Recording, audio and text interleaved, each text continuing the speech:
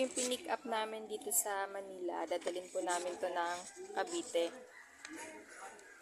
Nandito kami ngayon sa KD Kideng Warehouse para mag-pick up. Dadalhin namin to ngayon sa Taguig BGC. Nasa loob na ng kotse yung dinala namin. Isang mahabang box lang naman siya yung pinick up namin dito. Yan pala guys yung pinick up namin kanina sa Kideng Warehouse.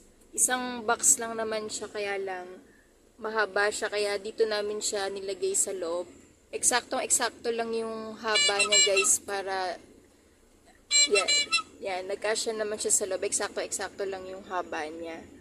Yan, papunta na kami ngayon ng BGC para i-drop tong box na to. Nandito na kami guys ngayon sa EDSA papuntang BGC. So nakikita nyo naman, sobrang traffic ngayon dito sa EDSA. Hindi naman na ata nawawala yung traffic dito sa EDSA.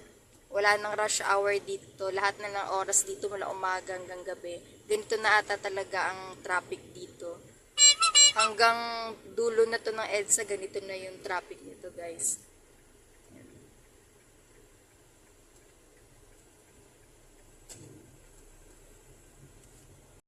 Hi guys, ayun pala yung nasusunog sa Marikina. Kita pala yung usok dito sa EDSA. Yan daw yung sunog sa Marikina na sa likod lang ng Miriam at Ateneo. Hanggang ngayon nasusunog pa rin pala siya kasi dito kitang-kita mo yung usok.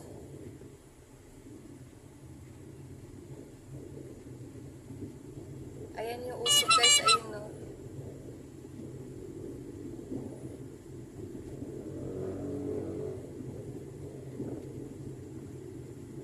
Pa rin pala naaapula yung sunog doon. Hanggang ngayon nasusunog pa rin siya. Ayan.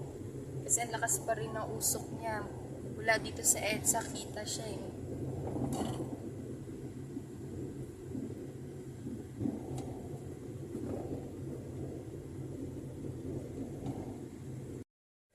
Yan guys, nasa EDSA pa rin kami ngayon dahil sobrang traffic nga. Ayan. Nandito pa rin kami ngayon. Tsaka maaraw ang panahon ngayon dito guys. Hindi katulad kahapon, medyo maulap at maulan-ulan. Ngayong araw, mainit ang panahon. Share ko lang guys, sa trabaho namin dito sa Lalamove, kaming mag-asawa, nagagamit namin yung kasabihang daig ng maagap ang masipag. Kasi kahit anong sipag mo, kung kulang ka rin naman sa oras para gawin yung mga gagawin mo, at hindi mo rin siya matatapos, baliwala rin. Kaya mas maganda na mas maaga ka talagang gigising, maaga mong sisimulan yung mga gagawin mo, para matapos mo siya ng maaga, na hindi ka namamadali sa mga ginagawa mo, na gagawa mo ng mas maayos dahil mas mahaba yung oras mo. Ganon din dito sa trabaho namin sa Lalamove. Kailangan maaga kaming babangon dito para maaga rin kaming makaalis dahil mas maraming nagbubuk sa Lalamove ng maaga hanggang gabi na rin kami nun. Na hindi kami nagmamadali, kalmado lang kami sa kalsada dahil hindi kami naghahabol dahil nga sa maaga kaming umalis. At minsan nakakauwi rin kami ng maaga.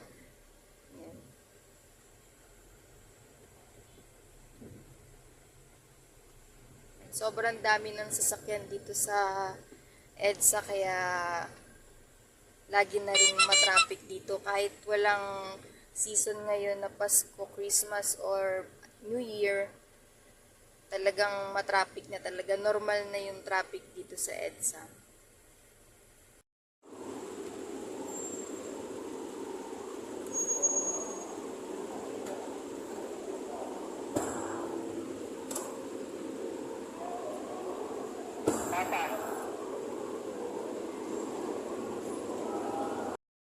Na-drop na namin yung box dito sa BGC Taguig. Papunta naman kami ngayon sa Silang, Cavite para i-drop yung mga tornilyo pinick up namin kanina sa Manila. Ang Maganda dito sa BGC Taguig kasi disiplinado yung mga nagda-drive dito.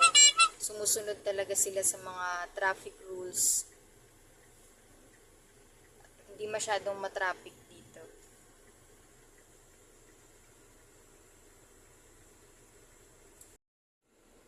Hi guys, nandito pa rin kami ngayon sa BGC. Nadaanan namin ngayon dito sa BGC. Meron na palang bentahan ng mga kotse dito na Tesla. Ayan. Yan yung mga sasakyan na mga automatic na hindi na kailangan ng driver para mag-drive. Kaya niya nang mag-drive ng sarili niya.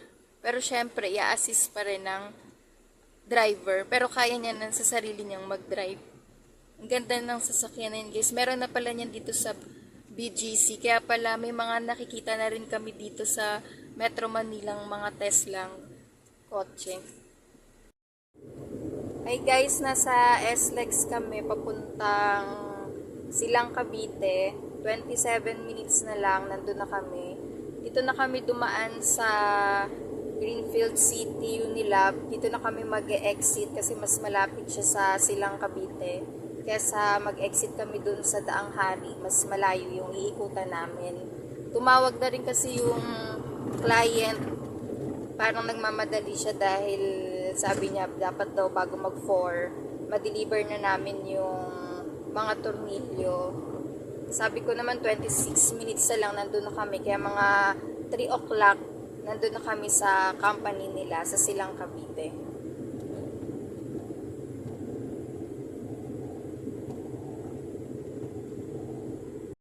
Exit na kami ng toll dito sa SLEX. 23 minutes na lang nandun na kami sa Silang Cavite sa pagdadrop pa namin. Nagtataka nga si madam bakit daw ang tagal namin. Tinanong pa ako kung anong oras daw namin pinick up yung mga gamit. Sabi ko mga past 11 na. Hindi naman kasi kami nag-skyway kaya dumaan kami sa EDSA. Alam niyo naman guys, yung EDSA, sobrang traffic mula pa lang dulo to dulo, traffic na. Kaya talagang matagal ang biyahe mula doon hanggang dito sa Silang Cavite. Yan. Malapit na lang din kami guys, 22 minutes na lang nandun na kami kaya sabi naman niya dapat daw bago mag-4, maaga pa naman kaya makakaabot kami guys. Ito kami ngayon sa Greenfield City, Binyan. Papasok kami ngayon dito sa Calax, papuntang Silang Cavite.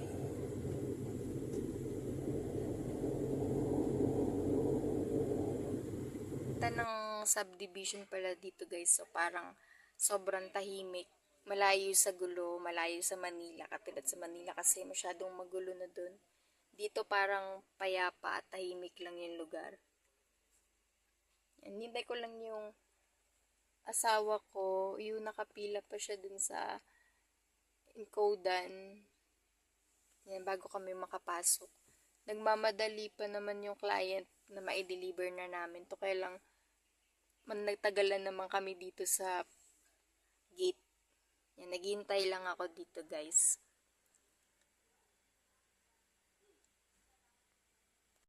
Ay guys, andito na kami ngayon sa loob ng subdivision. Hanggang dito kami ngayon sa job site kung saan namin idadrop yung mga tornilyo.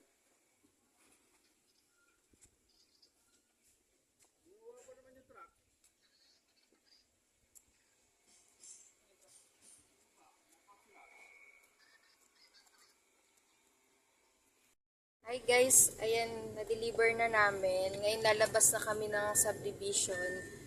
Kaya lang, sasamahan kami nung truck nung job site kasi hindi kami palalabasin ng guard dahil hindi pa bayad yung permit nila para sa delivery.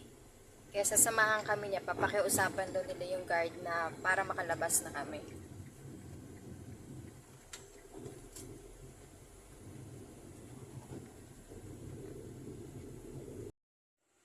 Hi guys, nandito kami ngayon sa Mandaluyong. Nagpapahinga lang muna kami. Nakapark lang kami ngayon dito sa sa gilid ng kalsada. Sa loob naman to ng subdivision guys. Kapalada lang kami dito sa gilid ng kalsada.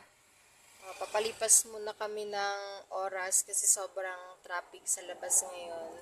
Tapos mamaya babiyahin na rin kami pa uwi. So, thank you for watching guys. Supportahan niyo palagi yung vlog naming mag-asawa. Please don't forget to like, share, and subscribe to our YouTube channel. And follow us on Facebook, Team Vlogmas. God bless guys.